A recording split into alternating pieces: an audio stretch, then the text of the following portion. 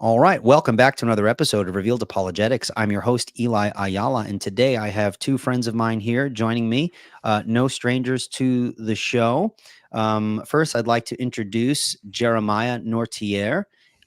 He is the host of the Apologetic Dog YouTube channel, and in the comments, I put a link to his channel. Highly recommend you go over to his channel and subscribe. He's got a lot of good stuff on his channel. Maybe he can take a few moments in just a bit to share a little bit about the sorts of topics that he covers. If that's something that scratches your itch, then I highly recommend that you go over there and support him by subscribing and sharing his content if it's relevant to what you're looking for.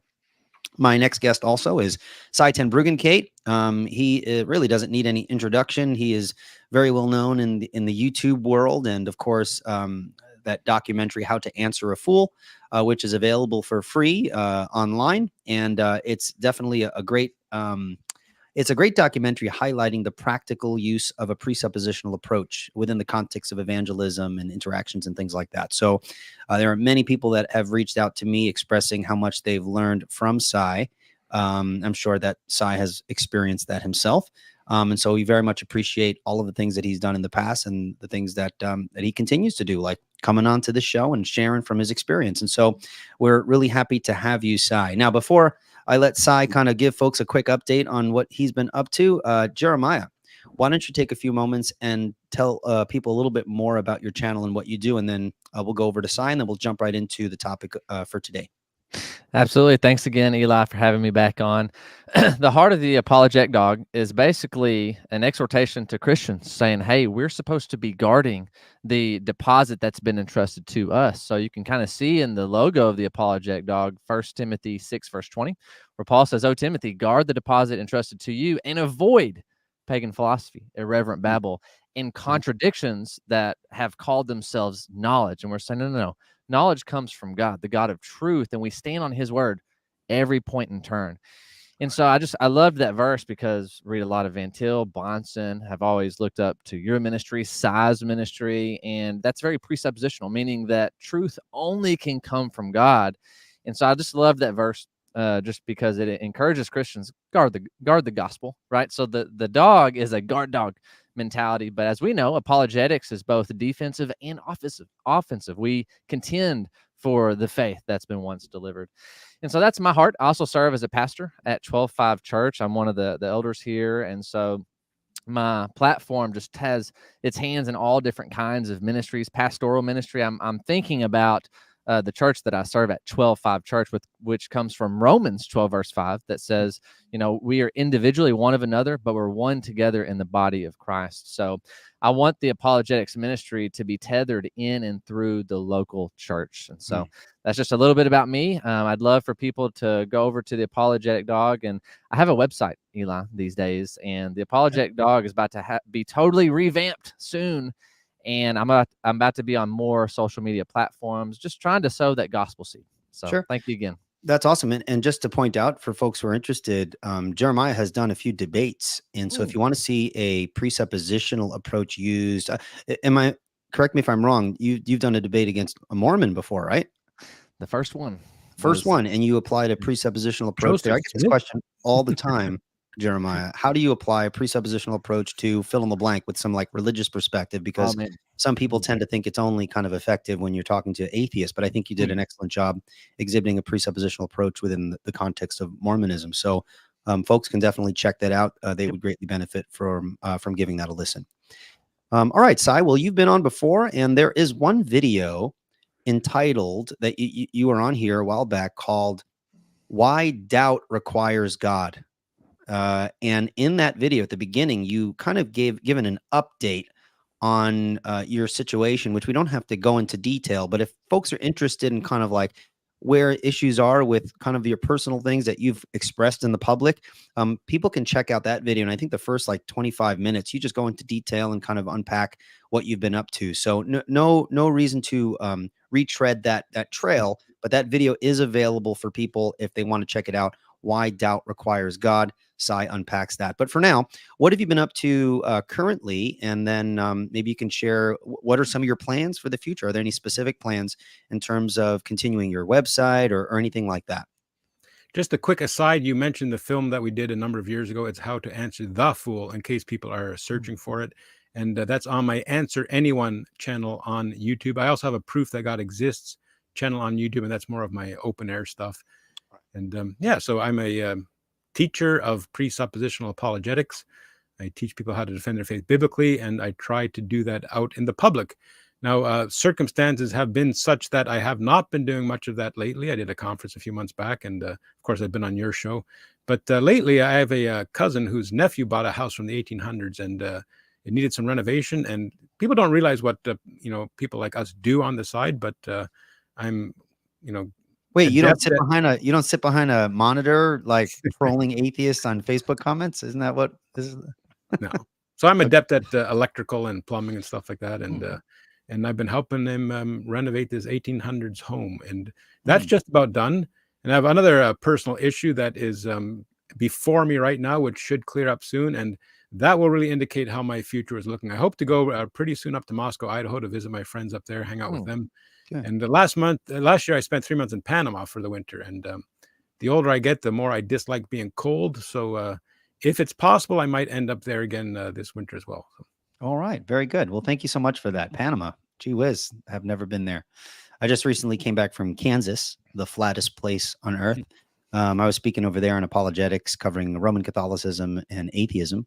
And one of the things I recognized that was really cool is that I can see North Carolina, which is where I live now, from Kansas. That's how flat it was. It was very, very nice. But nevertheless, let's jump right into the topic for today. We're going to be reviewing a video entitled Why Presuppositionalism Cannot Justify Our Properly Basic Beliefs. Okay, why presuppositionalism cannot justify our properly basic beliefs. And this is kind of it almost seems like an after show from either a discussion they had with you, or maybe they were reviewing something with you in it. So your name is mentioned.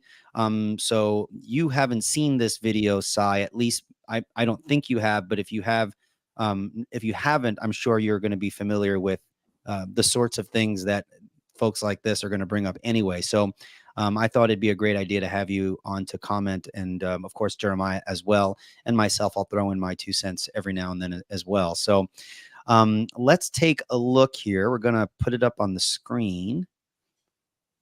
And before I press play, though, for the philosophically uninitiated, okay, those people who are like, oh, man, here come the big words.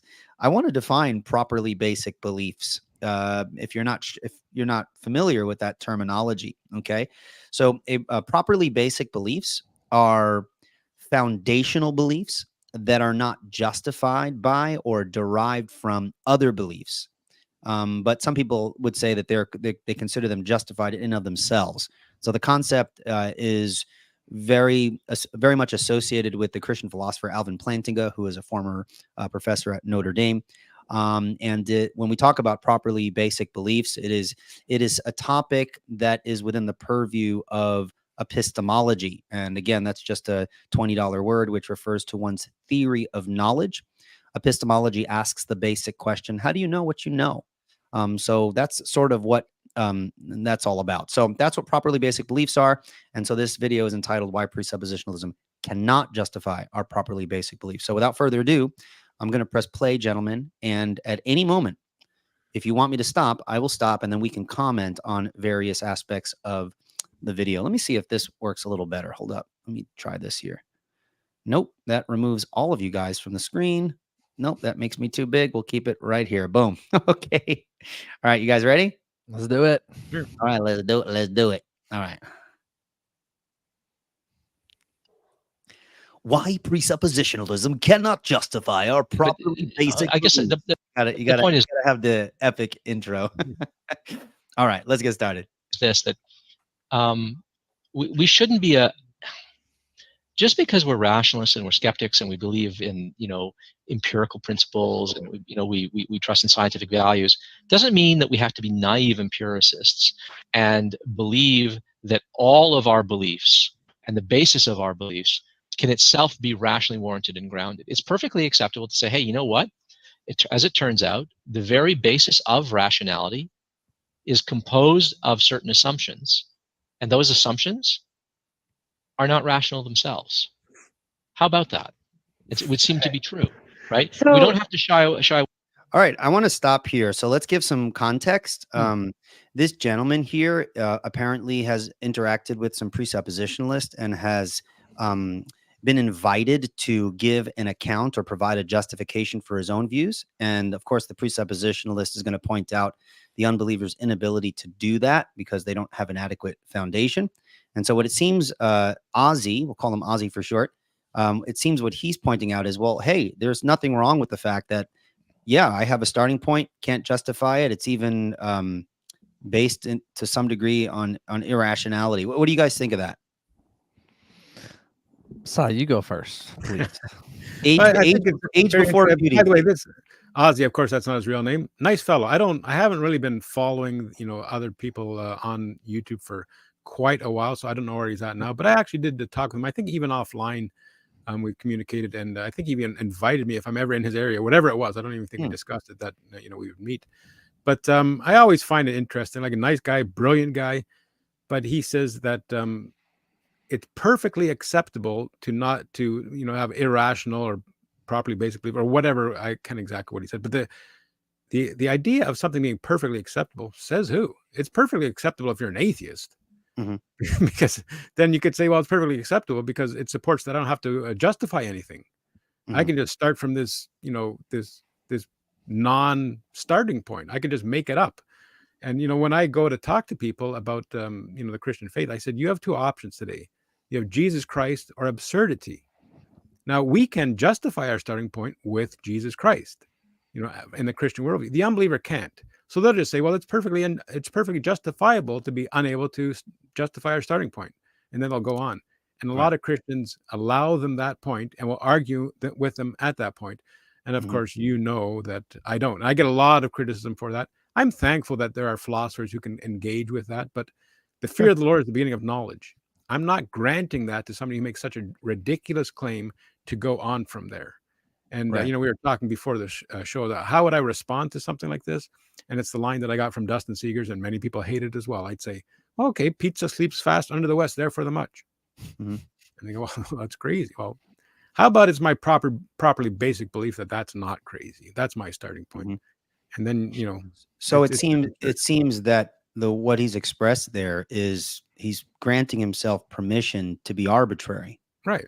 And he thinks it's fine because I would assume he thinks, well, that's where everyone has to start, right? Everyone has to start with the foundational assumption of, say, I don't know, he'll mention it later, reliability of memory, logic, and these sorts of things.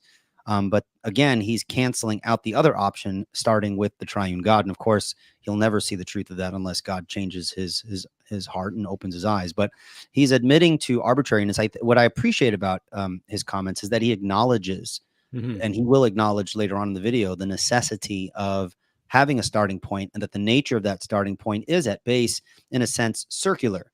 And as we'll point out later, not all circles are fallacious. But I want to read something real quick, and then Jeremiah, you can comment on your thoughts on the video so far. And so I'm quoting from a book entitled The Justification of Knowledge by Robert L. Raymond. And he's actually quoting Greg Bahnsen, and Greg Bahnsen's book or syllabus entitled A Biblical Introduction to Apologetics, page 33-34, for those who are interested. And here's what Dr. Bahnsen says. He says, all argumentation about ultimate issues eventually comes to rest at the level of the disputant's presuppositions.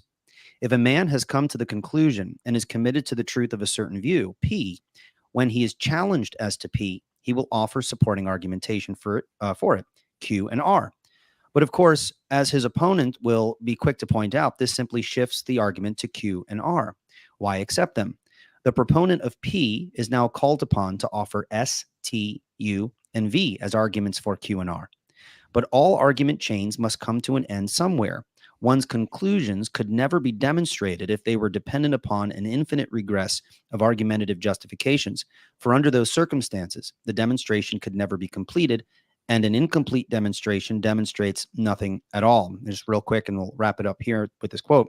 Eventually, all argumentation terminates in some logically primitive starting point, a view or premise held as unquestionable. Apologetics traces back to such ultimate starting points or presuppositions, and in the nature of the case, these presuppositions are held to be, and he'll mentioned this as well, self-evidencing.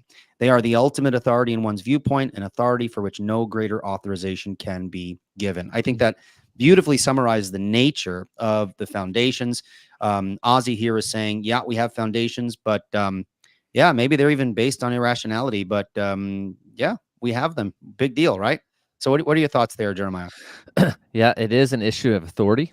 And Ozzy is taking it upon himself to declare that he is the authority, right? He's just granting himself, an arbitrary starting point, because he says the very basis of rationality is composed of certain assumptions. There's the arbitrary nature. He started with certain assumptions, but it gets worse. And those assumptions are not rational themselves. So not only does he start at, arbitrarily, but he starts on a flat contradiction, right? A basis that is both rational and irrational, right? That's literally an antithesis. And so the Christian worldview, we understand continuity and discontinuity. As God reveals to us truth, we understand that we're made in his image. So we can understand things truly, but it's of a different kind. We understand this in light of God's light and how he's revealed himself to us. So that is a self-vindicating starting point. And as we're going to get into, I think a big difference between kind of our viewpoint and these certain atheists is we actually believe that presuppositions can be demonstrated to be true, that they can be can have a proof. Right. I think it's important to point out too, when you say with God we can justify these things, I want to make it clear that we are not simply saying, oh, the atheist can't justify his foundation, but the Christian can. God does it for us. That's not a mere authority claim. People get this confused. Right. We are making an authority claim, to be sure, but it's not a mere authority claim. And so we use the philosophical language, the authority claim. We will seek to demonstrate its validity, its truthfulness through transcendental argumentation. But that we won't get into that just now, but just to let that hang out there and let people know it's not a mere authority claim, which oftentimes is, we're given that accusation when we make argumentation. All right, thank you. We're going to continue on here. Away from that and run away from it. And that's not a license to believe any old damn thing, which is what other people are trying to do. They're saying, oh, if you hold certain beliefs, certain fundamental beliefs that are absolutely integral and ingredient in rationality, that which we all share and which we cannot dispose of, right? We simply can't discard these, right? We wouldn't be able to reason without them. There are people out there who will say, well, if there are these fundamental assumptions that we cannot justify and warrant, that really are articles of faith at bottom, then that's a license for me to believe any old damn thing with whatever degree of confidence I want. That's the mistake that people are making, and that's not true. Okay, so I want to maybe you guys can share your thoughts on this. So if you cannot justify your foundation, it often is said in informal conversations, well, then we have no reason to believe anything. For all we know, fill in the blank. Now he's saying that just because we can't provide a justification, it doesn't mean that anything goes. And what I see in there, I kind of sniff it out. Why not? What? In other words, it seems to be the case that when you say it doesn't give us a license to believe any, in his words, any damn thing. Okay. Why not? It seems what's baked into that comment is some standards that he is certain of and that he would at least need to have a foundation for, unless he's going to hold to those standards arbitrarily. What do you think of that? Anybody could share. I think when he makes a statement like that, and I'm not really faulting presuppositionalists, but they engage the statement. I engage his ability to make the statement, because he's making that statement. People engage, on the basis of what he is saying. I'm saying, wait a minute. I'm not going to grant you that. You're standing on my foundation to even have a rational argument, for your position. So let's back that up a bit. If what you say is true, how can you make sense of the very thing that you're claiming? And that's the type of thing. And I know people don't like that. And I think it's great that people have philosophical arguments. First of all, I'm not smart enough for that. And secondly, I don't want to grant him that. Now, when you say, well, how do you know? What's your justification? Why is it not the case, Cy, that because people think like there goes Cy with his script. Right. Now, I never understood this. I remember listening to a presuppositionalist argue with some other people in like Discord or something. and people are like, oh, there he goes. He's running the script.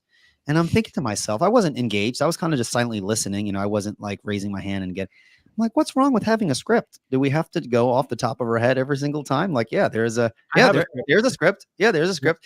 There's nothing wrong with a script. When you say, how do you know? How do you know? Are you doing that, Sai, to be annoying? Are you doing it to just play the ultimate skeptic card? What is the reason for you to continually ask the question, well, how do you know that? And what's your justification for that? My reason is to be faithful. The Bible says the fear of the Lord is the beginning of knowledge. And these people are saying that they can have knowledge without the fear of the Lord. So in a gospel proclamation, we have to preach the gospel to people. And what is the gospel? The gospel is that Christ died for sinners. He lived a perfect life. He lived a life that we cannot live. He gave the sacrifice that we cannot give for people like you and me. What is the starting point of that? He died for sinners. And one of the sins is not acknowledging God when you make knowledge claims. So people are going out making all these knowledge claims in their argumentation, and we're just saying, yeah, go ahead. I'm saying, no, the fear of the Lord is the beginning of knowledge. I'm not letting you do that. If other people want to do that, that's fine. I say there's lots of Christians out there that can do that are probably a lot nicer than I am. But I love you enough to not grant you the tools of Jesus Christ to argue against him. All right. Thank you for that. Jeremiah, any thoughts? Yeah, because, you know, as Christians, we are committed to, like Sai said, faithfully following Jesus. And so I'm reminded of the words of our Lord. He says, Father, sanctify them in the truth. Your word is truth, aletheia. And so when you understand what Jesus is saying, he is talking about an entire worldview that exists, that God created, and that he came into that world to save sinners, right? To call not the righteous, not the self-righteous, but sinners to repentance. And so that's at the forefront of our mind, is sanctifying the Lord in our hearts. And so I like to expand the conversation to, you know, because we're dealing with image bearers of God, they're going to say good principles in the things that they say. And in trying to show them love and grace, I may even affirm, like, man, you're right. It does seem like there's so many things that we intuitively know. But how would you evaluate what something is true or false? Or what particularly is your theory of truth? What I'm getting at is I want to think of creative ways to ask them how they know what they know, or by what standard, because that's kind of where we get faulted is, the script is how you know, how do you know that? How do you know that? How do you know that? Well, Jeremiah, by what standard is it's almost like a cuss word now when you're like, by what's oh, here we go, you know? Yeah. Real quick, I know, Sai, you know Eric Hernandez, right? Eric Hernandez. Right. There was a debate where he was debating an atheist, and he was talking to the atheist about morality, and it just slipped out of his mouth. He goes, well, by what standard? He goes, and then he has to apologize. He says, I'm not trying to be a presuppositionalist. I debated Eric Hernandez, by the way, so people can go. I think it's on his channel, and I think it's on the right over Apologetic Methodology. Folks should definitely Sin check Boldly. It's on the Sin Boldly podcast as well. That's where it was. Ethan McPherson, I think. Ethan, so, yeah. Gentleman, you know, decent guy. It's on his. He hosted it, but Eric also put it on his website. Surprisingly, right. On his YouTube channel. Yeah, definitely check that out. Jeremiah, I interrupted you, so I do apologize. You want to finish your thought there? I just think since we, love the Lord with all of our heart, soul, mind, and strength by virtue of the Spirit, we want to be creative with loving the Lord with our mind and how we engage with other image bearers of God. I believe it's the Proverbs that says that the righteous ponders how they give an answer. And so I think figuring out ways to ask them about truth, right? This was the question that Pontius Pilate just said, yeah, what is truth? Like, as though it can be known, because that's what's at the crux of being able to justify knowledge. And we know at the end of this that we can only know truth if the God of truth has revealed himself and created us in such a way that he can be known. And so I just want to look for creative ways to get that kind of conversation going. Sure. Thank you. Just an interesting quick aside. My debate with Eric Hernandez, William Lane Craig took 2 of his podcasts to review my debate with Eric Hernandez. And then Dr. James White took a couple of his shows to review William Lane Craig's review of my debate with Eric Hernandez. It was a meta critique. And then Leighton Flowers critiqued Dr. White's review of William Lane Craig's review of my debate with. You need to make a playlist with all of those. And well, yeah, I should, and then I should critique Leighton Flowers to make it full circle. That's the circularity, the virtuous circularity. That's right. That's right. Okay, I'm going to put it a couple of seconds back here so we can get a little more context here. So let's go. Assumptions that we cannot justify and warrant, that really are articles of faith at bottom, then that's a license for me to believe any old damn thing with whatever degree of confidence I want. That's the mistake that people are making, and that's not true. Some beliefs are properly basic beliefs. We cannot revise them. We have no basis on which to revise them. We cannot abandon these assumptions because there's nothing that warrants or even suggests that we ought to. We can't establish that they're true and inerrant, but we have no reason for doubting them. There's no principled reason to doubt them, right? And this is why I'm saying you have to have a good reason to doubt something. There's no reason to be. Well, what is the basis upon which to doubt something without a foundation that's sure and rock solid, right? You again, I won't apologize for this, but by what standard does someone have a basis to doubt anything at all? It seems like he is assuming some kind of bedrock to provide a justification as to why he doesn't have to answer certain philosophical questions. Any thoughts on that, guys? I'll let Jeremiah get in there and tell us how he would say, well, how do you know that? Yeah. Yeah, because, when the claim is made that, precepts are about to run a script, I want to point out, no, there's a rich history of philosophy that says, how do we know that we're doubting, right? The I think, therefore I am. Like, this has been something posited in secular history. So we're allowed to question these things. And in the video, when he said, what did he say? He made the comment about some beliefs are properly basic beliefs. And so I would very lovingly and charitably say, tell me more about these properly basic beliefs. Where do they come from? Because that's going to move the conversation to what he's been addressing. Of some things are just intuitive that we have to start there. Jeremiah, I think he would say they're self-evident. They're self-evident. And this is where I would want to lovingly say, man, it really does seem like they are self-evident. But this is something that's been already explored. And so I would try to just point back to many great minds that have come before us that have been made in the image of God. And I want to say there's kind of three options that we can go down with these. Properly basic beliefs are kind of axioms.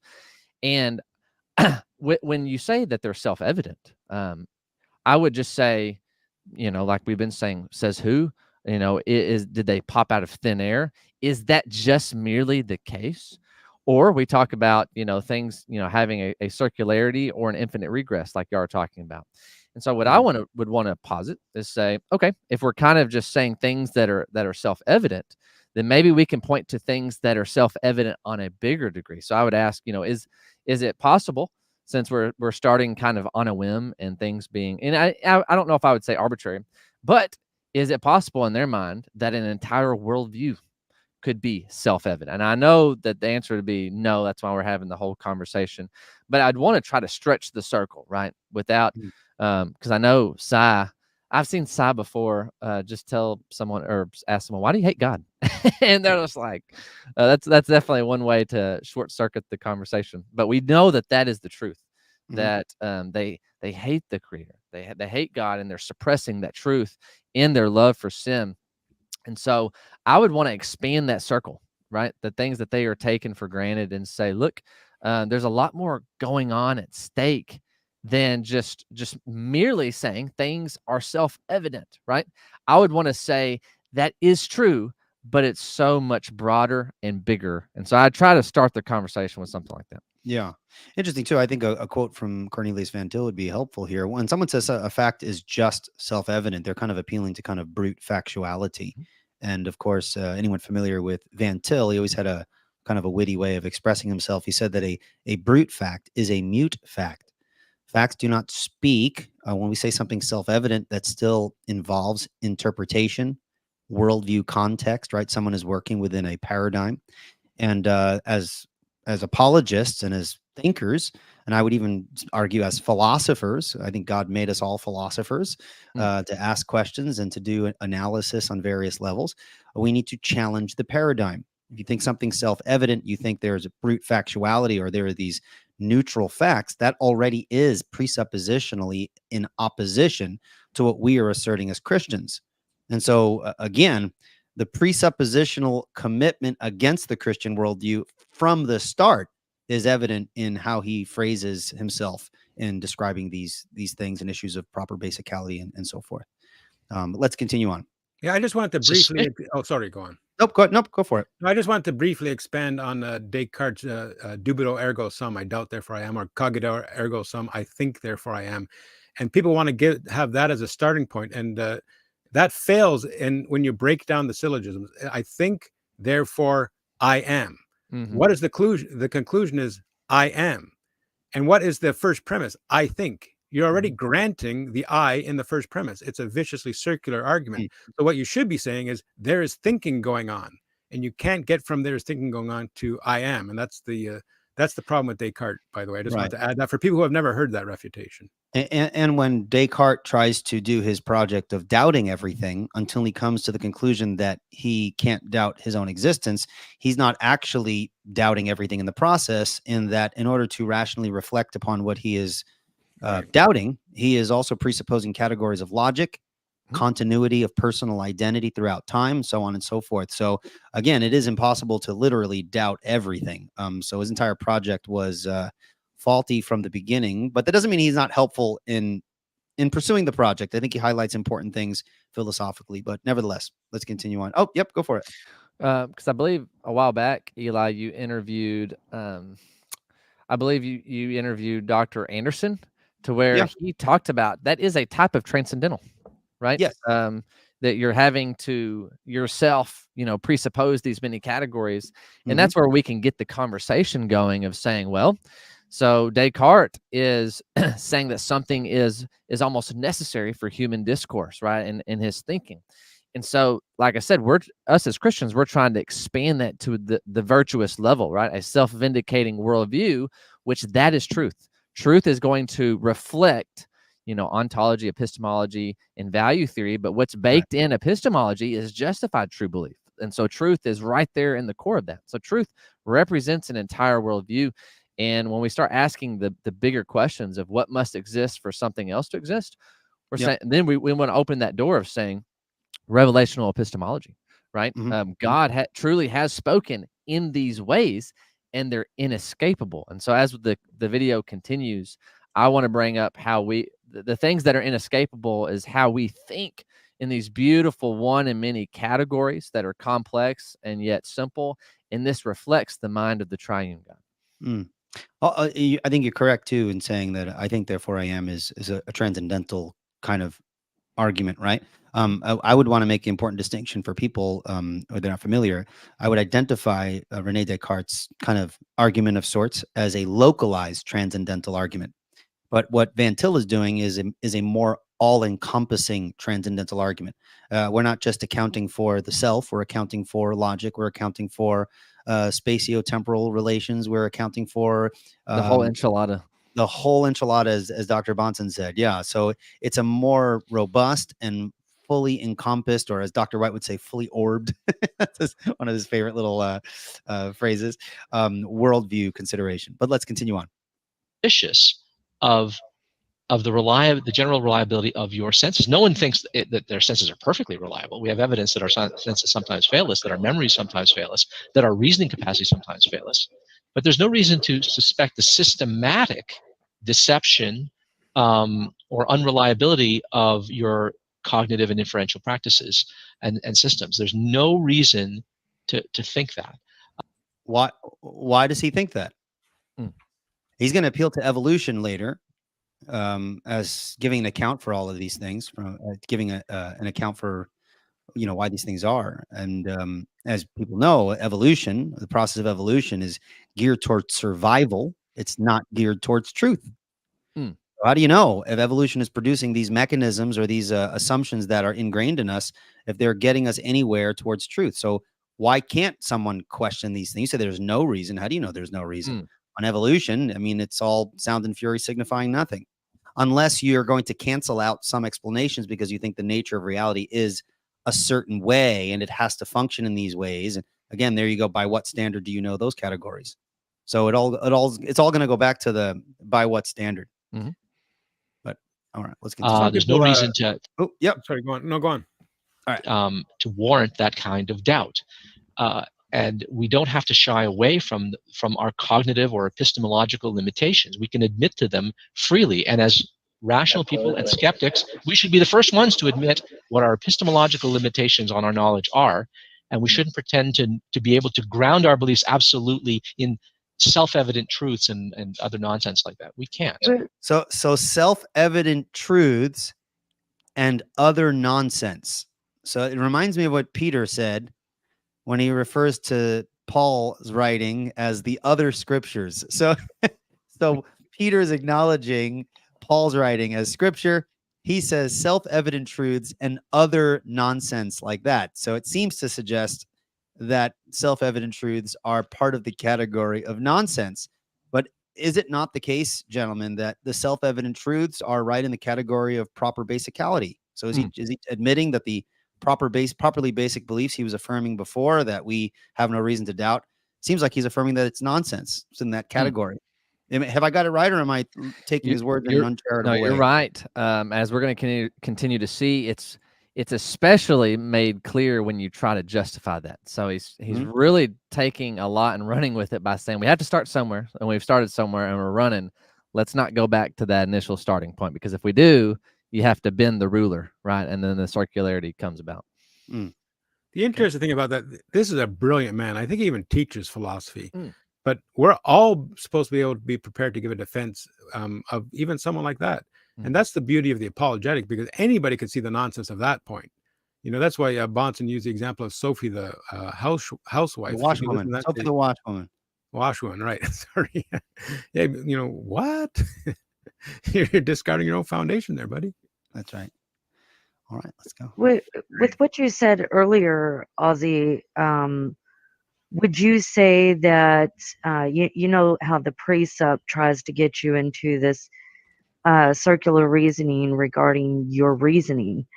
Do you find that is the Presup tries to get you into this thing where you have to presuppose your reason to No, that's not what the Presup tries to do. It's a fact that you need to use your reasoning to justify your reasoning, and hence it's circular.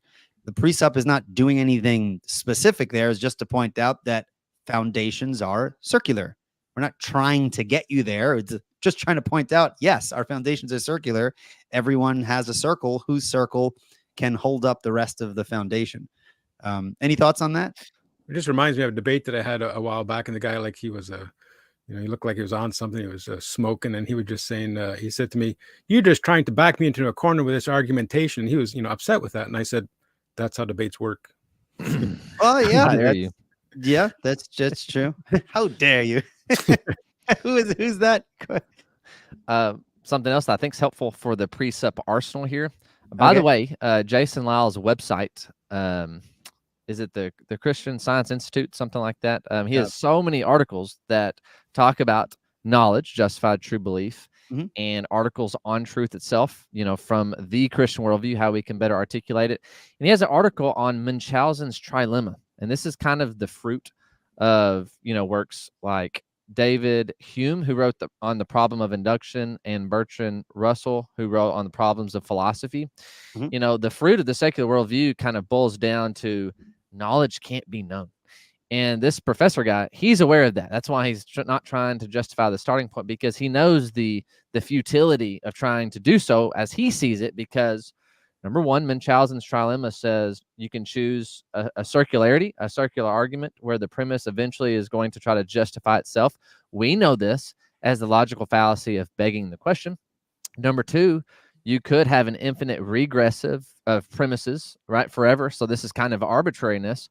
Or you can have foundational assumptions where the premises are just assumed without an argument. And I would argue that that is both arbitrary and begs the question. And so this is where we as Christians would see this as a false trilemma. We would say, no, actually transcendental reasoning, revelational epistemology gets at the meta level, right? Because you need to have a worldview that can ground and justify truth.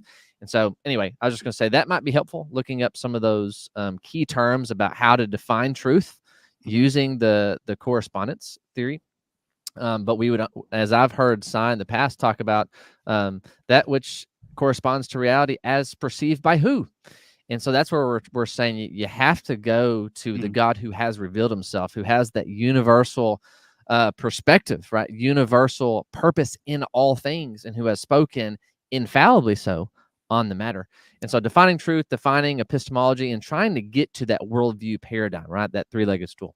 And I'm also thinking Ozzy, who was just talking before this, this lady was sharing her thoughts. He said something really important. He says that we need to not be ashamed of our own cognitive limitations.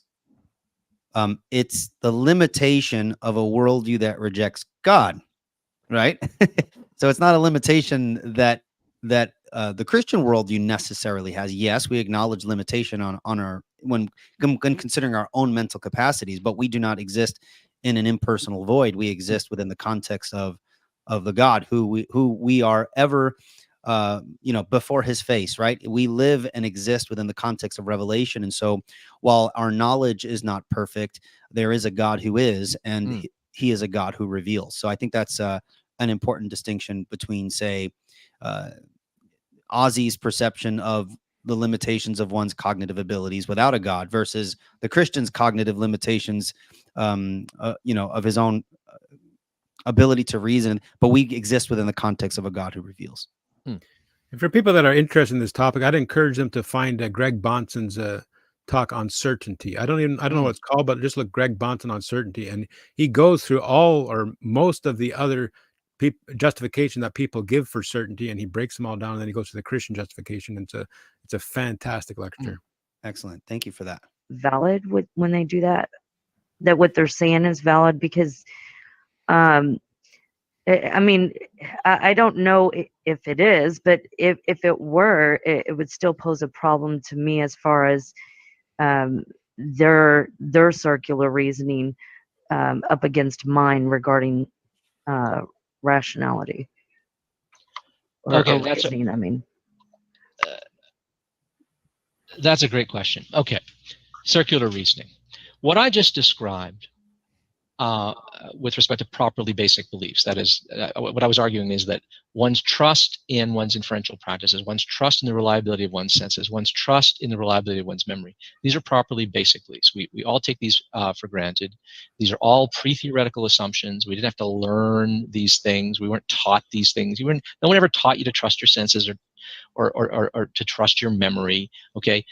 Your dog trusts its memory. Your dog trusts its senses, right? This is part of our animal nature. We just do this, okay? It's not a reason to trust it. It's just that we do trust it, okay? These are assumptions. These are presuppositions that we have. We didn't theorize our way to trusting our memory and trusting our senses and trusting our inferential practices and trusting in induction. My dog uses induction, okay? Not consciously, but he applies induction. He learns from experience this way. Right. Now, these things are not rationally justifiable or groundable, except on pain of circular argument. So the trick is, don't try to justify them, because you're going to argue in a circle every single time. Right. Every time but hang on. So what the presuppositionalist is saying is, you're arguing in a circle. No, only if I'm so foolish as to think that these are not presuppositions. I know they're presuppositions. I know they don't have a rational basis. These are the assumptions that together constitute rationality, but these assumptions are not themselves rationally justifiable, and I don't try to rationally justify them. If I tried, I'd be arguing in a circle. If I tried to do what the presuppositionalists insist one should do, I would be arguing in a circle. I'm not that big a fool. I don't argue in a circle. I don't try to justify them. I understand that these are articles of faith. I don't try to argue in a circle. I just don't argue. I will just say, these are my starting points. Well, how do you justify them? I don't have to. So let's turn around and say the triune God of Scripture lives. Right. Well, what's your justification for that? Well, I don't have to justify it. Right. Yeah. How do you like your argument now? Yeah. By what standard? Now you have a double standard here, right? You're asking me to justify my foundation, right? Again, he's just flat out wrong. You can justify presuppositions, and the way you justify presuppositions is not by appealing to something more fundamental than they, but by appealing to its transcendental necessity. And there's an argument baked in there. It's not simply just an authoritative assertion. Jeremiah, why don't you share your thoughts there? He sounds like a man of faith, right? You have to trust these foundational articles. Fideistically, not Yes. just the man of faith in general. There's fideism. He's just asserting a foundation, and that's it. Right. I was going to say the kind of faith that he's arguing for is categorically different than the faith of a Christian who trusts in the God who cannot lie, whose promises are certain. And that's going to say, just because people say the same word faith or trust, they're not the same thing. He's trusting, like you said, fideistically, like something that's a huge leap into the illogical abyss, right, of the sea of arbitrariness.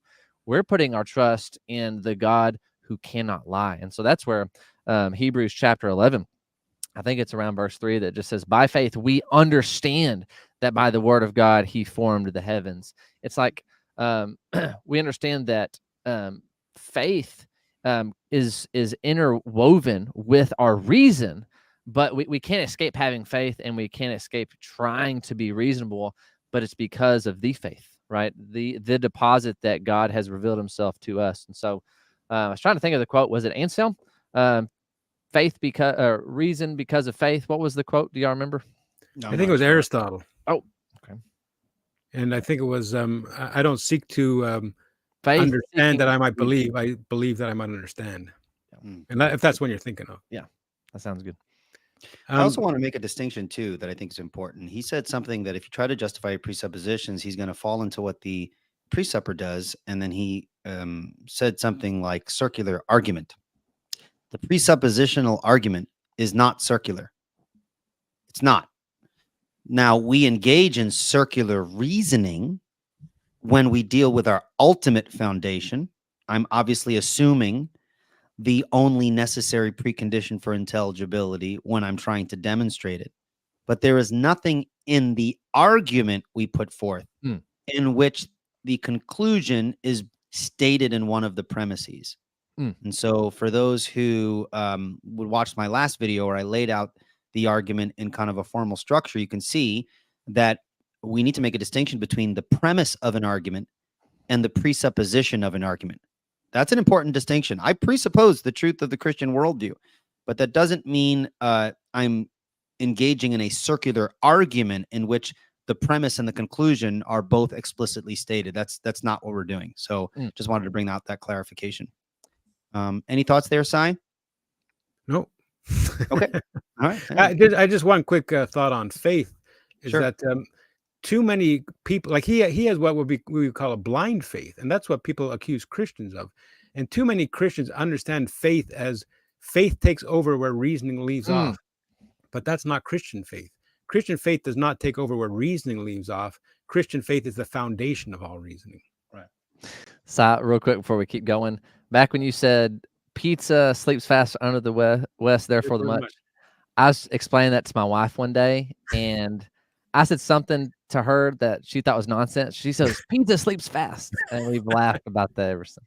I thought when Si said that, he got all Pentecostal. He was speaking in tongues. I was like, I thought he was a cessationist. Are you a cessationist there, Si? That's a different debate. Blame my friend Dustin. It's his. It's his.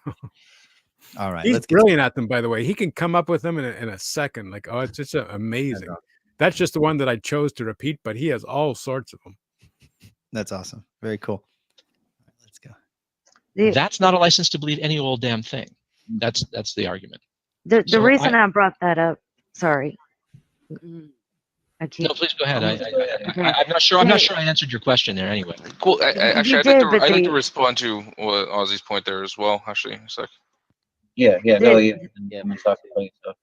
The reason I brought that up was because Arcane and I actually had conversed on this very issue before, and I brought it up to his attention that he was using circular reasoning, and so he wanted to throw it back on me and talk about how do I justify my my reasoning. Yeah, you And- can't question him unless you can justify yours, is what he goes in. Right. Well, when it doesn't matter, he's that's burden shifting. You ask him a question, how do you justify this? He says, well, how would you justify it? Well, it doesn't matter how I justify it or if I can't justify it.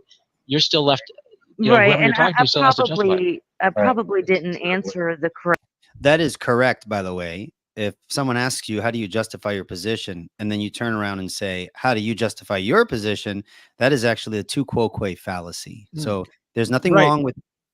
But that's a fallacy to Christians. Like I'd say, what's wrong with burden shifting? Right. If he doesn't have a standard, that's absolutely correct. Yeah. But just to make the observation to encourage Christians that we do have a justification as presuppositionalists. And so when we are asked to give a justification, we should give a justification, I think.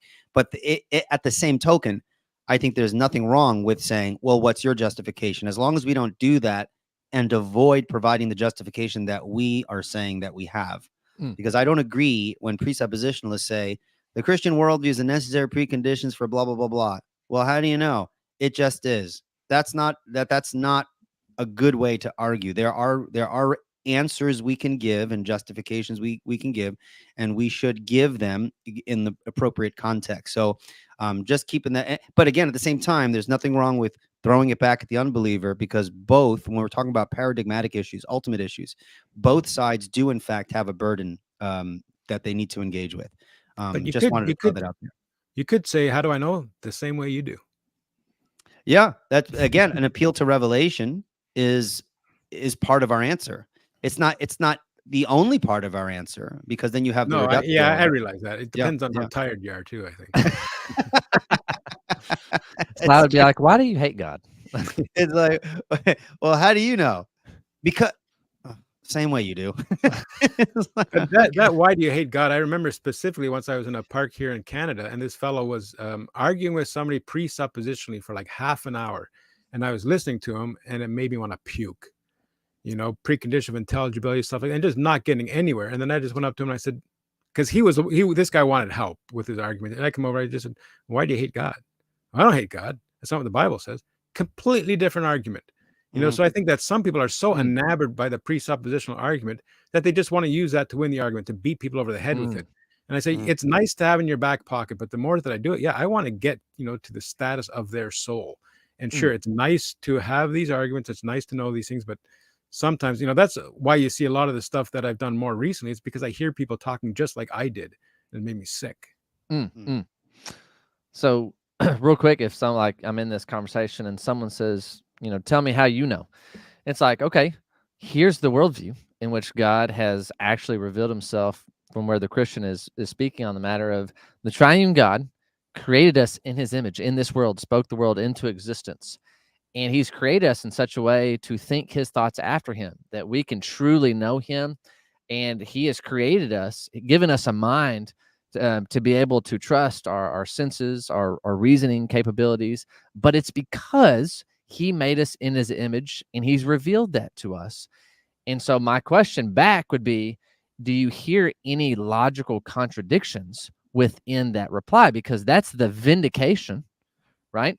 And they may say there's no contradictions, but and then they might ask how that just sounds like a story. Now, this is where it's interesting, because we're saying it's not just an epistemological story. It actually grounds ontology. We're saying that it's a claim on reality. So it's not just a theory. And then asking, that ground, like this has been revealed to say it's necessary, and all other grounds are sinking sand. And so that's something else I try to get the conversation going, of saying I'm all for vindicating the Christian worldview.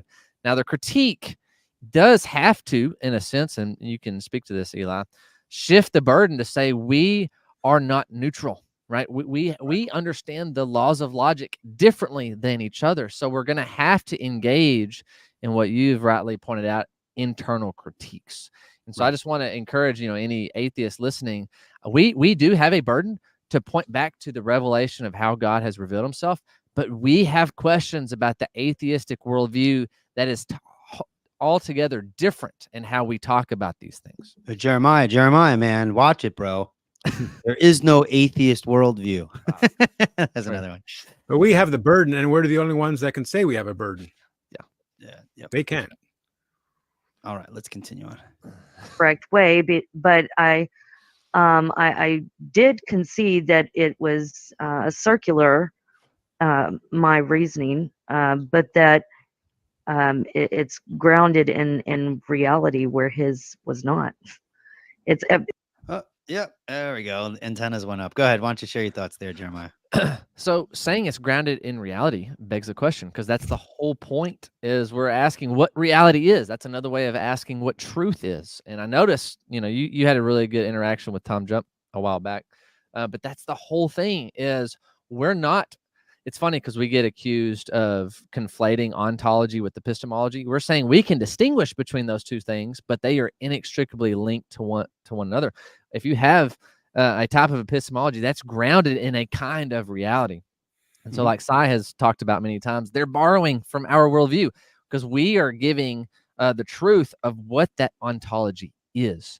And so when someone just says, well, it's grounded in reality, well, what is that? Because that's the whole kit and caboodle of what we're trying to get to the bottom of truth and how we ground knowledge to begin with. Sai, any thoughts? No, sorry, I was daydreaming. Long He's mesmerized by your beard. With his reasoning, it's not with well, I don't even want to get into all that because then I would have to I can kind of carry on with that thing. What someone like Arcane would then say, Arcane will claim, oh, I can justify my memory. I can justify my reasoning and senses and so forth. My God created them. That's my justification for my senses, my reasoning, and my memory and so forth. And that's not the full picture. Again, he is confusing the nature of the argument. He seems to think that the presuppositional argument is a mere authority claim. Well, my God justifies it. That's it. This reminds me of the critique that R.C. Sproul launches at presuppositionalism and calls it almost fideism. We just make an authority, a bare authority claim, and that's just not the case. As I mentioned before, it includes the fact that God indeed created us that way, and it's part of the justification. And when you assume the opposite, something happens. Namely, you become everyone on this screen, unable to justify the most simplest and basic assumptions that are necessary for meaningful discourse and intelligible experience. So, any thoughts there, guys? Nope. Okay. Saz quoted the verse, Proverbs 1:7, about the fear of Yahweh. That's the beginning of knowledge and wisdom, and to deny that standard results in foolishness, absurdity. So I just want to say that's exactly the whole thing. God did it is a very simple claim, and left dangling by itself, I think we shouldn't do that. But in a childlike way, yeah. I mean, God did it. That's right. We trust that God has made the world in a certain way, and we don't want to stray from the way God has told us we should be thinking and what our foundations are and things like that. But again, it's not merely saying God did it. That's that's the correction I wanted to. I just don't want to get in trouble here with my Van Tillian brothers and sisters, because Clark was a fideist. Yes. And I think part of the problem was that there was such an animosity and argumentation between the camps that they didn't grant each other much in that realm. But I heard Dr. Bonson once, he was at a evidentialist university, and they asked him, how do we know that the contrary is impossible? And he said, because the Bible says so. And that sounds a little bit like fideism. And I know that you'll give an argumentation that it's not, but I think that we have to give a little bit more grace in that fact. But I would say God makes us know things. And that gives us, it's not a faith claim, it's a knowledge claim based on what God does for us.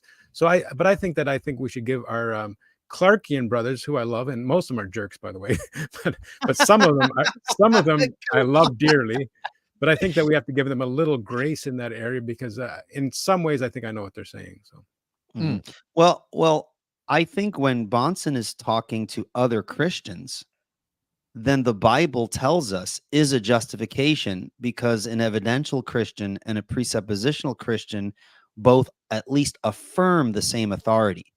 But it's not exactly what we would say to an unbeliever per se, because we can say the Bible tells us, and then the other side of the coin is here's the evidence for it, assume the opposite, and you'll have to assume its principles even to make sense out of your rejection of the claim. Something Which like is Jesus Christ or absurdity.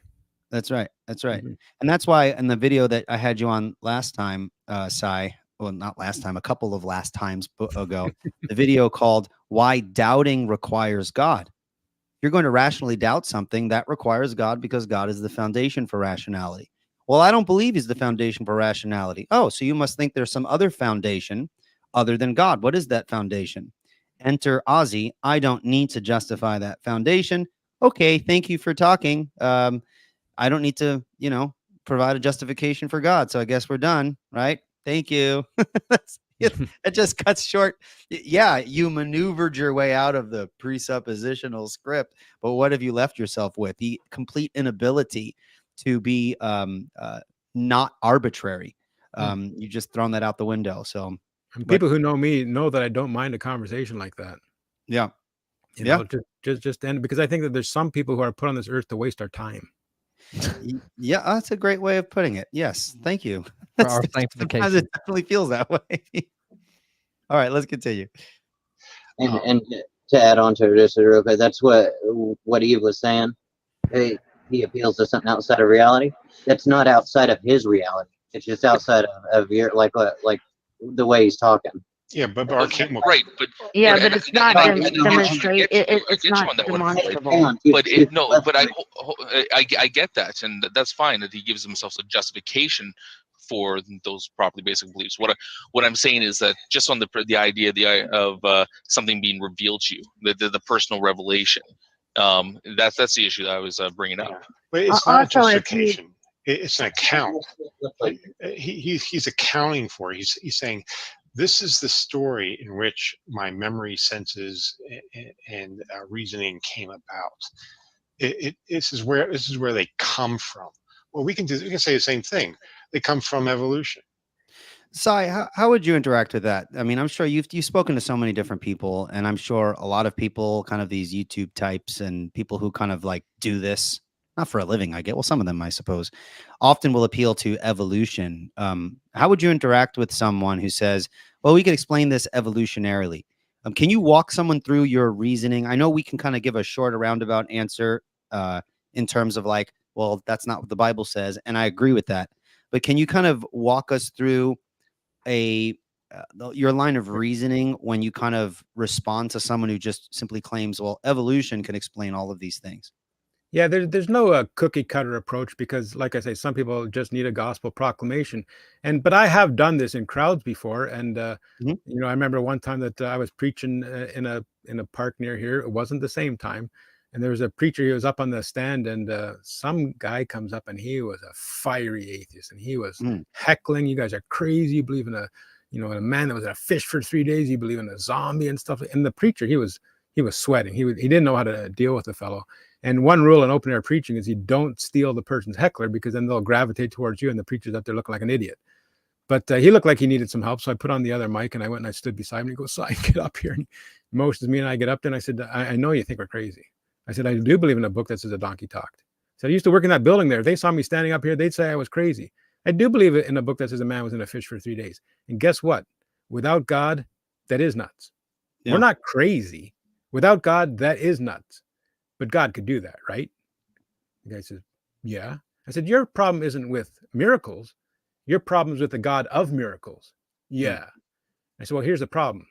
When you have a problem with the God of miracles, you can't have a problem with miracles. What are you talking about, man? I said, well, you want to say that because of all these incredible things in my Bible, therefore it's not true. Yeah, fine. Where do you get truth without God? Evolution. And I used Doug Wilson's experiment. Okay, well, according to evolution, your brain is a meat machine. It's a meat computer. It's, highly evolved, but it's a meat computer. And your thoughts are the off-gassing of the firing of the electrical chemical synapses in your brain. And Doug Wilson says, if you get a bottle of Mountain Dew and a bottle of Dr. Pepper, and you shake them and you open them, they start to fizz. Which fizz would be true? And I said that to this fellow. He says, none of them. It's just fizz. I said, well, you're fizzing atheistically, and I'm fizzing theistically. And you want to tell me from that standpoint that my book's not true? I said, you don't get that from brain barf. Sure.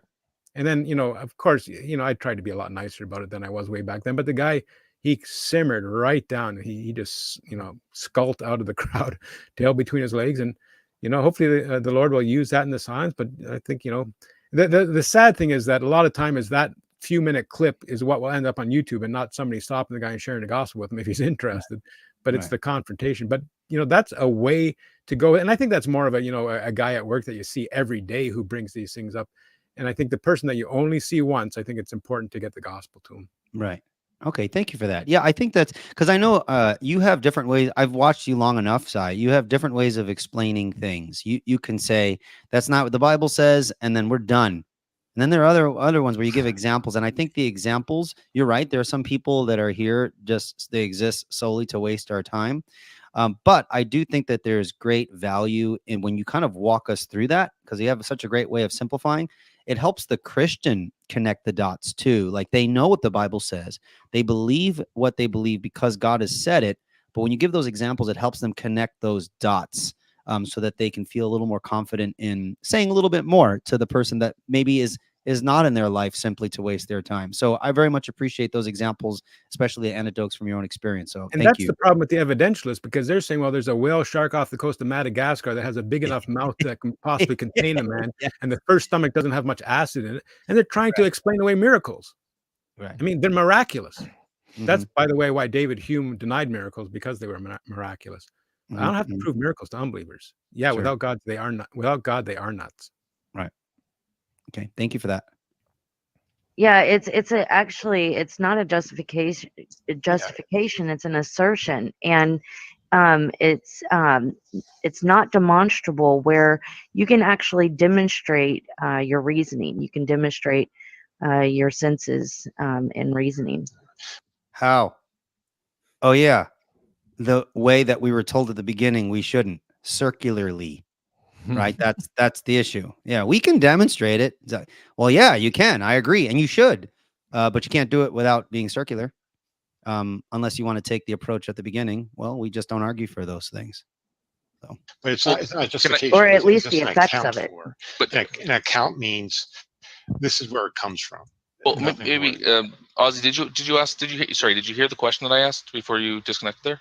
No, sorry, I disconnected and I lost it. I have no idea what you asked. I have a sense of what we're talking about, but I don't know what your question was specifically. Maybe I can just phrase one more time. Is that I don't disagree with anything you say about the fact that me relying on my senses or my memory or anything like that is a properly basic belief that is circular by nature, whatever. It's not circular. It's only circular if you try to justify it using those processes. Right. Okay.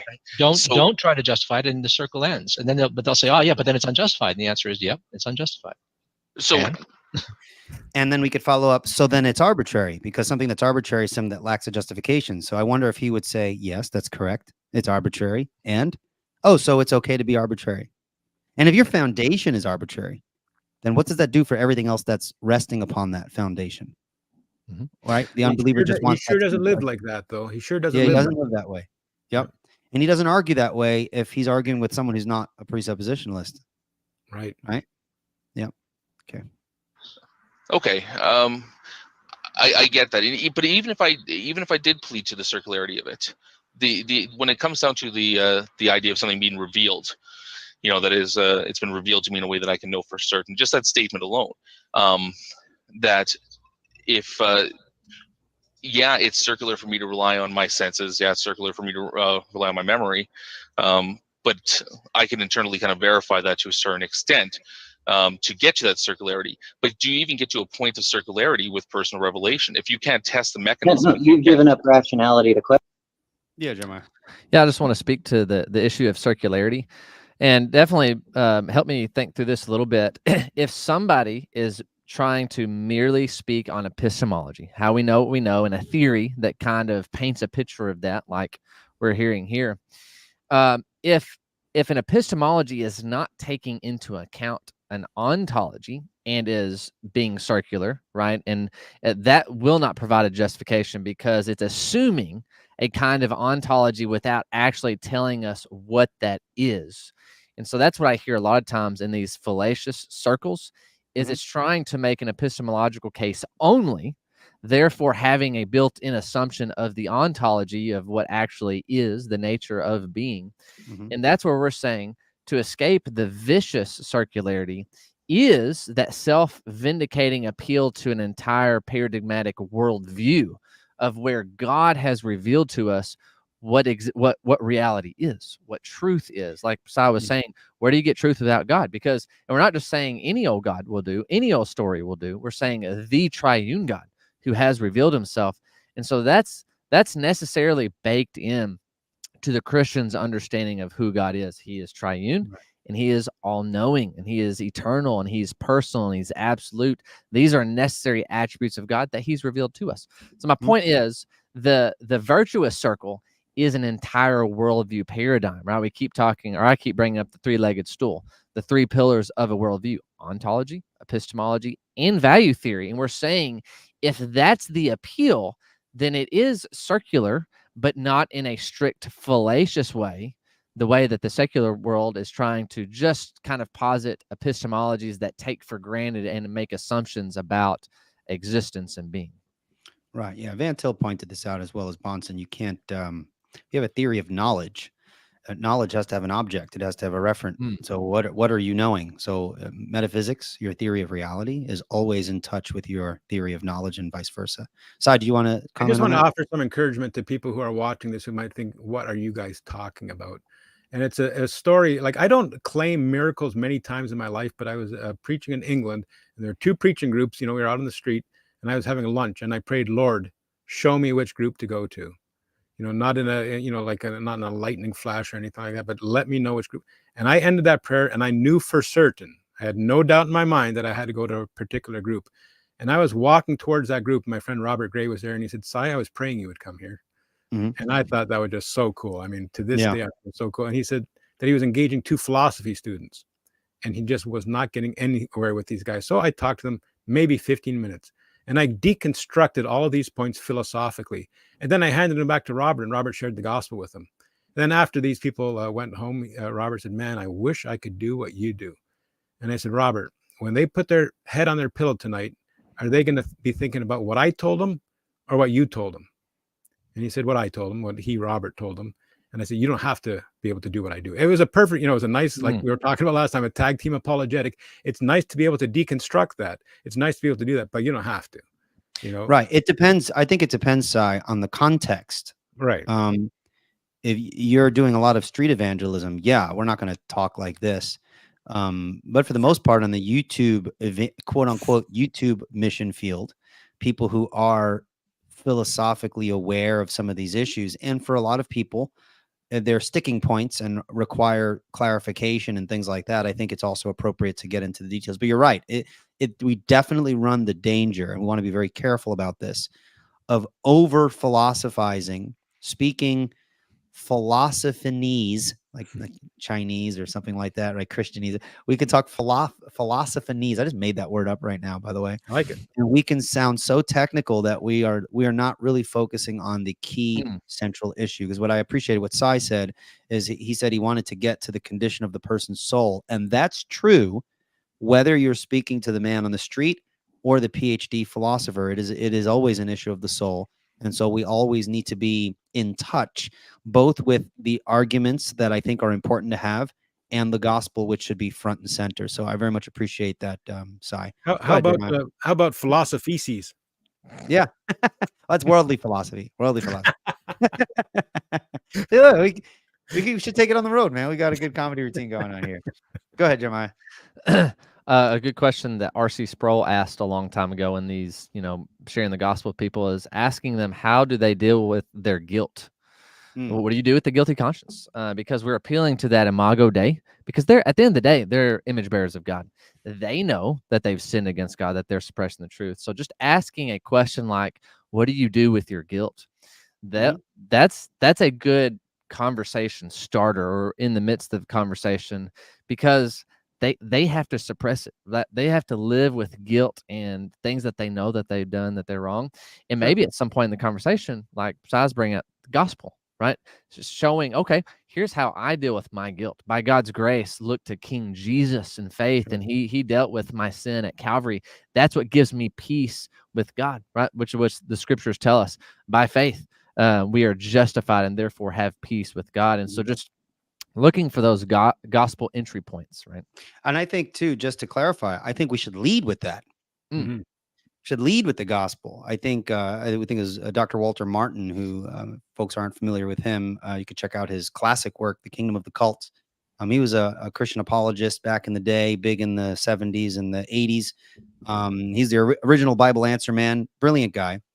He said this, and I thought it was very useful. He said that apologetics is the handmaid to evangelism. Apologetics is the handmaid to evangelism. So we don't start automatically with these in-depth arguments, and lead with the gospel. And apologetics is meant to come alongside the gospel to clear away debris, to clarify certain issues so that the gospel can continue to be front and center. And so we can be so enamored with the smart person stuff, right, that we allow ourselves to shine as opposed to the gospel. And I don't think that honors God. So just real quick, we were talking about, covering sin. How do you deal with your sin? It reminded me of the quote, the most sane non-Christian is the drug addict. Because they don't have to mentally deal with it. They just cover it. Anyhow, Wow. sorry. Ouch, man. That's a hey, unbeliever, what'd you say? The most what? The most sane unbeliever is the drug addict.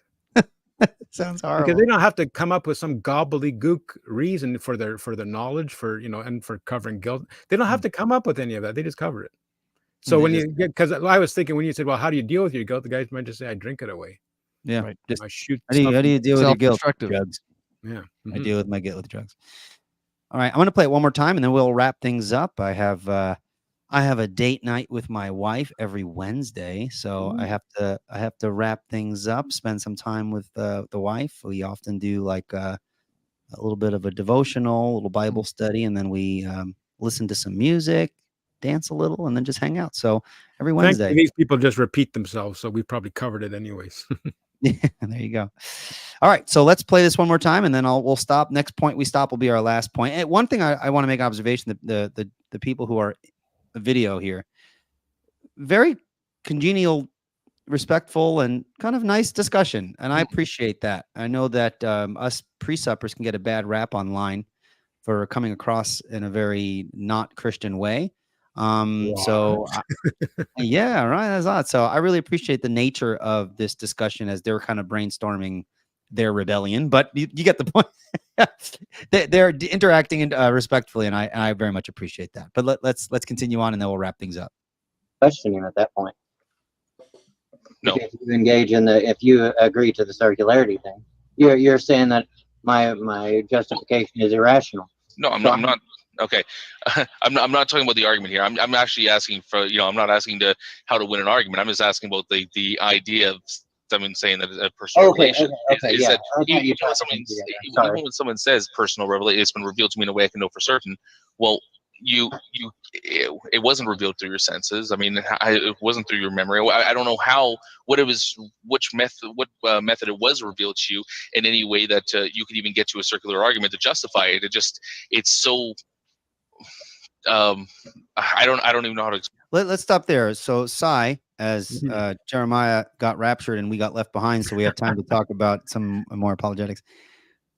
How does God reveal things to us? Is the revelation or the kind of the innate knowledge of God that we appeal to, is it known inferentially or is it known some other way? As many atheists say, what is the mechanism? Right? I'm sure you've heard that.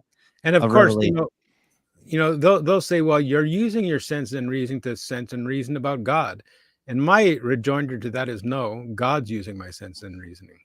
And that's the out for that, because I think there is a circular. And I think that's more of an evidential approach. I'm using my sense and reasoning. That's my foundation to reason about God. That's not what we're saying. God's using them. Can God use my sense and reasoning to, make me know things? Sure, he can. How do you deny that? Now, what do you mean by that? To play a Greg Kokel. What do you mean by that? God uses your. I actually was in a vehicle with Greg Kokel. I drove him from New Jersey to the Philadelphia airport once. and we Okay. talked for about Cool. however long the trip was. It was very interesting. Yeah, he's a nice guy. I've had him on the show a while Yeah, back. and then he He's, talked about me on the show, I think, for the first 15 minutes. He never mentioned me by name, but and then I ended up writing an article about that conversation. It's on cool. Gospel Spam if people want to see it. Okay, very So, cool. what do I mean by that? So if I say, well, I use my senses to sense about God, that's how I know about him, I'd say that would be problematic. But if I say God uses my senses to reveal himself to me, there's no problem there. Because, then we're into scripturalism again. That we can only know that which is contained in the Bible. And the problem with that is that we use our senses to read what's in the Bible. So we have to assume the validity of our senses. I first say, well, God uses our senses to let us see what's in the Bible. He uses our reasoning to understand it. So I think that gets us out of the circularity. I'm not using it. He is. Sure. Okay. Thank you for that. Jeremiah, I know you just dropped in.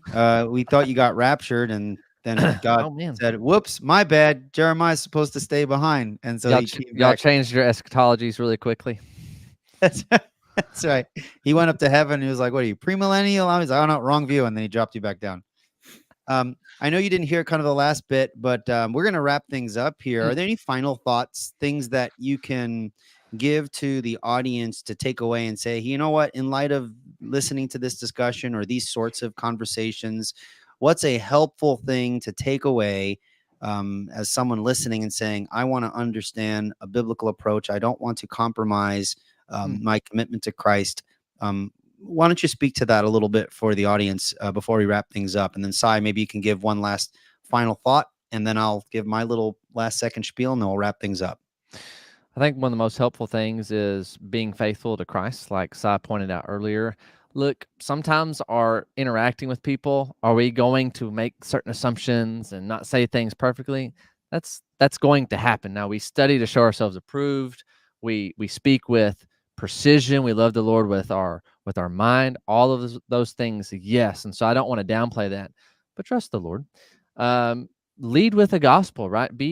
And also come across very loving. So like I've been on those Discord servers, and my channel name a while back was Faith Seeking Reason. So when I stepped into one of those Discord servers, I got lit up real fast. But the thing is, it's okay. I loved what you said a second ago, Eli, about evangelism is kind of primary. Apologetics is the handmaid, right? Being ready to give a defense. But we trust God, right, with the proclamation of the gospel. And it's not just merely preaching. I mean, we're doing it with purpose, trusting that God's word never returns void. So we want to be faithful at the end of that.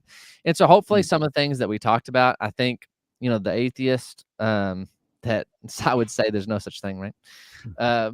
But we want to be sensitive to who we're talking with. We become all things to all people that we might win some. So getting a feel of the conversation itself. Some atheists want to have that philosophical discussion. Praise God. Continue down that path. Show the absurdity, right, from the God-denying worldview, right? But with some people, like this video we're critiquing, some people be like, I don't have to give a justification. I don't have to give a justification. It's like, okay. I mean, just try to be sensitive to who you're talking with, because the goal is not merely winning an argument. It's sharing the gospel, showing Christ-like love, and trusting God with sowing seeds, right? Because at the end of the day, God gives the increase. Amen. Yeah. Very good. Sai, any last thoughts? Yeah, I would just say that from my take and from my experience as well, is that apologetic, like some people call apologetics pre-evangelism, or I evangelize, then I get into an apologetic. And I think it's more intertwined than that our apologetic is an evangelistic apologetic. And that's what presuppositionalism is. Because when I expose that they can't know anything without God, I'm exposing their sin. So if somebody says to me, how do you get to the gospel from your apologetic? Then I realize I'm doing it wrong. That means you didn't lead with it. Amen. That's right. All right. Well, gentlemen, thank you so much. I really appreciate your friendship, and I appreciate you guys coming on. I don't mind doing shows by myself. I love when I have other people of like mind, and I very much appreciate the things you guys have to say on various topics. And so I want to personally thank you so much for coming on and doing this with me. And I'm sure it's been helpful to folks and will be helpful to those who listen in later. So I'm looking forward to doing more things in the future. So thank you so much, guys. Well, you're a dear friend, Eli, and I really enjoy your phone calls, and I want you to know that. And Thank you. Well, it is my pleasure. Now, a couple of things I just want to let people know. I have a couple of things scheduled. It's StreamYard's weird. It doesn't let me upload kind of scheduled things like past a certain time. So I have to wait as the time gets closer. It's like a week in advance or whatever. But I have a bunch of episodes coming up. There is one episode that will be coming up. I'm just getting confirmation from one more person. It's called the Facebook Presuppers Unite. They got a bunch of presuppositionalists from Facebook, good friends who know their stuff, and we're going to have a really fun discussion covering the specific sorts of objections to presuppositionalism. So I'll just leave it at that. But as that comes closer, I'll let you guys know. Also, Jeremiah, did you want to say something? I'm sorry. Yes, I was going to say I have one kind of announcement that your audience might be interested in. I'm speaking at a conference in February in Tullahoma, Tennessee. And this is a part of the conference that Dr. White will be speaking at and debating at. And so the conference is Why Calvinism? Dr. White is debating again? Does that man ever sleep? I wonder if he'll go much over the 200 mark. I have no idea, but he's getting closer to 200 debates. Mm-hmm. So he'll be debating on the atonement with someone that denies Calvinism. And me and Dr. Sam Frost, we will be speaking in the pre-conference on the dangers of full preterism. And so I've been preparing for that. And so it's all going to be a part of the conference. And so people may look forward to that coming up in February. Great. Excellent. Thank you for sharing that, man. I forgot what I was saying, but that's completely fine. Don't worry about it. Folks, if you're talking about StreamYard, brother. You're talking about StreamYard. Yeah, StreamYard. Yeah, whatever. I forgot. Folks, if you are interested in supporting Revealed Apologetics, you can do so by leaving a review, preferably a positive one, on iTunes. That actually does help a lot. You can like this video and others and share them. And if you're really feeling generous, I do sell a 5-week apologetics course that I teach. It has 5 lectures. When you purchase the course, it comes with all of the PowerPoints, all of the outlines. And on January 15th, I will be offering my premium course, in which I will be meeting with the people who sign up once a week for 5 weeks, where we go deeper into the topics covered in the video.